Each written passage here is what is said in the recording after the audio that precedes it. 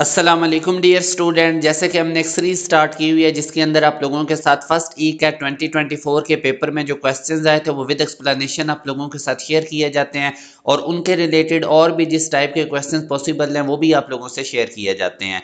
इससे पहले अगर आप लोग हमारे यूट्यूब चैनल पे न्यू हैं तो उसको सब्सक्राइब कर लें, बेल नोटिफिकेशन ऑन कर लें ताकि जो भी वीडियो है वो टाइमली आप लोगों को मिलती रहे। इंपॉर्टेंट अनाउंसमेंट ये है कि सेकंड ई कैट के लिए, नस्ट एनईटी 4 के लिए, एनटीएस नेट के टेस्ट के लिए, फास्ट प्यास और जीके एंटी टेस्ट प्रिपरेशन के लिए आप हमारे ऑनलाइन सेशन को ज्वाइन कर सकते हैं जिसमें तमाम सब्जेक्ट्स की आपको कॉम्प्रिहेंसिव वे से प्रिपरेशन करवाई जाएगी अलोंग टेस्ट सेशन। आप इस दिए गए कॉन्टैक्ट नंबर पर व्हाट्सएप करके हमारे बैच की तमाम डिटेल्स ले सकते हैं। जिन स्टूडेंट्स ने अभी तक हमारे व्हाट्सएप चैनल को फॉलो नहीं किया इसको ज़रूर करें क्योंकि इसके थ्रू आप लोगों को टॉप यूनिवर्सिटीज़ के स्कॉलरशिप की अपडेट्स मिलेगी आने वाले दिनों में। इसी वीडियो के डिस्क्रिप्शन में आपको हमारे व्हाट्सएप चैनल का लिंक मिल जाएगा। अभी अब हम स्टार्ट करते हैं। जैसे कि पहले क्वेश्चन है, total change in entropy for any real process is. तो याद रखें जितने भी रियल प्रोसेस हैं ये इरिवर्सिबल होते हैं और इरिवर्सिबल प्रोसेस के लिए जो एंट्रोपी होती है वो हमेशा पॉजिटिव होती है। तो आप लोगों ने इसका जो अल्फा ऑप्शन है greater than and equal to 0 ये हमारे पास राइट आंसर है। अब एक और क्वेश्चन देखते हैं। A diffraction pattern is obtain using a beam of red light if the red light is replaced by blue light. तो अब अगर आप लोग देखें तो fringe spacing basically wavelength के डायरेक्टली प्रोपोर्शनल है। रेड लाइट की वेव लेंथ सबसे ग्रेटर होती है, ब्लू लाइट की वेव लेंथ कम होती है।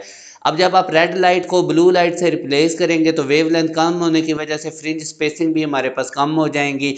तो इस वजह से जो हमारे पास आंसर बनेगा वो ये बीटा होगा कि डिफ्रैक्शन बैंड या वो जो कलर्स होते हैं becomes narrower and crowded together. इस क्वेश्चन में अगर आप देखें, the source of light are said to be coherent if. तो सोर्स ऑफ लाइट उसी वक्त कोहेरेंट होता है जब उसके पास जो लाइट की वेव्स है उनकी वेवलेंथ भी सेम है और उनके दरमियान फेज डिफरेंस या तो है ही नहीं, अगर है तो कांस्टेंट है। तो ये अगर आप देखेंगे तो सी ऑप्शन जो है ये रिक्वायरमेंट पूरी कर रहा है। इस क्वेश्चन में अब अगर आप लोग देखें तो वो कहता है, a double slit interference experiment carried out in air and then entire arrangement is dipped in water, the fringe width. तो फ्रिंज विड्थ का रिलेशन आपके सामने है लैम्डा एल ओवर डी। अब अगर आप एयर के अंदर स्पीड ऑफ लाइट देखें तो वो 3 लाख किलोमीटर पर सेकंड है, मगर जैसे ही हम वाटर में उसको शिफ्ट करेंगे पूरे यंग्स डबल स्लिट एक्सपेरिमेंट वो वाटर में करेंगे तो फिर लाइट की वेवलेंथ लाइट की स्पीड वाटर में कम होती है। अब स्पीड डायरेक्टली प्रोपोर्शनल होती है वेवलेंथ के, तो इस वजह से वेवलेंथ भी कम हो जाती है। जब वेवलेंथ कम होगी तो फ्रिंज स्पेसिंग हमारे पास डिक्रीज हो जाएगी। तो सी इज द राइट आंसर। तो ये सारी रीजन मैंने इधर लिखी हुई है, आप लोगों ने इसको अच्छे तरीके से देख लेना है।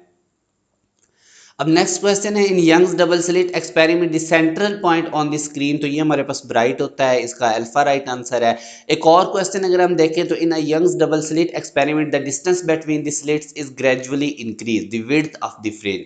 तो अगर आप ये डी को इंक्रीज करेंगे जो स्लिट्स का डिस्टेंस है तो ऑटोमेटिकली हमारे पास जो फ्रिंज स्पेसिंग डेल्टा वाई है वो हमारे पास इसमें डिक्रीज हो जाएगा। तो यंग्स डबल स्लिट एक्सपेरिमेंट में से क्वेश्चंस आए हुए थे फर्स्ट ई कैट में, तो इस टाइप के मैं आप लोगों के साथ मैक्सिमम क्वेश्चंस शेयर करूंगा ताकि आप लोगों की मैक्सिमम प्रैक्टिस हो सके।